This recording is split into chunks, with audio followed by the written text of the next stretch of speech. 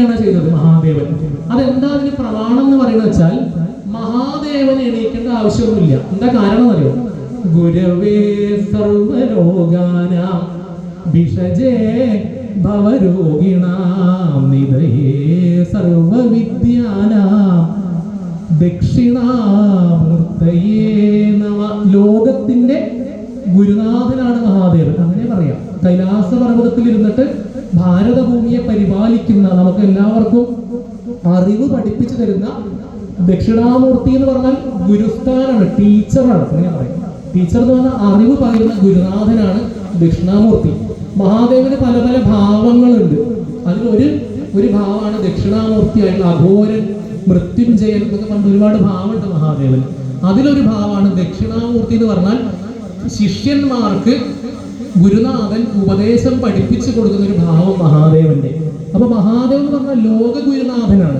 അപ്പൊ അദ്ദേഹം എണീക്കേണ്ട ആവശ്യം ഇല്ലെന്ന് മഹാദേവൻ തന്നെ അറിയാം.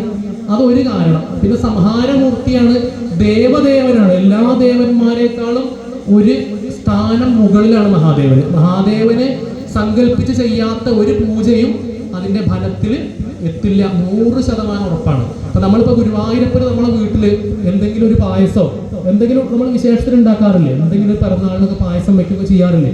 നമ്മൾ ഗുരുവായൂരപ്പന്റെ വിഗ്രഹത്തിൽ മാത്രം കൊണ്ടുവച്ചിട്ട് പ്രത്യേകിച്ച് അത് കാര്യമൊന്നുമില്ലാണ്.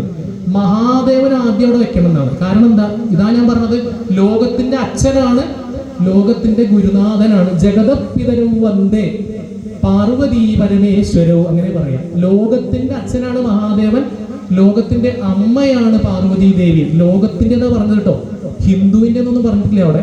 ലോകത്തിന്റെ ജഗൽപിതാവും ജഗന്മാതാവും ആണ് മഹാദേവനും പാർവതീ ദേവിയും.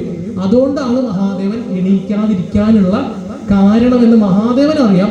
പക്ഷെ അത് ദക്ഷൻ അദ്ദേഹത്തിന് അഹന്ത, അതിന്റെ അഹം എന്നുള്ളൊരു ഭാവം തലയ്ക്ക് പിടിച്ചത് കാരണം അദ്ദേഹം അത് ദേഷ്യമായിട്ട് അദ്ദേഹത്തിന്റെ പുറത്തേക്ക് വന്നതാണ്. ദേഷ്യമായിട്ട് വന്നത് മാത്രമല്ല, മഹാദേവനെ കളിയാക്കിയതാണ്. കുറേ അങ്ങോട്ട് കുറ്റപ്പെടുത്തി കളിയാക്കി പറഞ്ഞു. എന്താ പറഞ്ഞതെന്നറിയോ? തന്റെ ഈ ശരീരം കണ്ടു കഴിഞ്ഞാൽ അല്ലേ, ഭൂതപ്രേത പിശാചുകളോടുകൂടി വിഹരിക്കുന്ന പ്രാകൃതനെ എന്ന് വിളിച്ചത്. പ്രാകൃത എന്നാണ്. ഭൂതങ്ങളെയും പ്രേതങ്ങളെയും പിശാചുക്കളൊക്കെ പിന്നാലെ സന്ധ്യാസമയത്ത് ചുടലഭസ്വം തന്റെ ശരീരത്തിൽ മുഴുവൻ വാരി പൊത്തിക്കൊണ്ട്, വാരി പൂശിക്കൊണ്ട് ചുടലുകളിൽ നടന്നിട്ട് ആനന്ദ നൃത്തമാടുന്നവനെ, പ്രാകൃതനായിട്ടുള്ളവനെ ദേവാദിദേവ, അങ്ങ് എന്താണ് അങ്ങയുടെ രൂപം ഒക്കെ വളരെ മോശമായിട്ടാണ് പറഞ്ഞത്.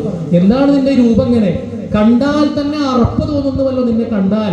അപ്പൊ കുളിക്കണം, അത്ര വൃത്തികെട്ടവനെ, കുളിക്കാത്തവനെ, പുലിത്തോലെടുത്തവനെ, മാൻതോലെടുത്തവനെ എന്നൊക്കെ പറഞ്ഞിട്ട് കുറെ തെറി പറഞ്ഞു. തെറി കൊണ്ട് അഭിഷേകം ചെയ്തതാണ്.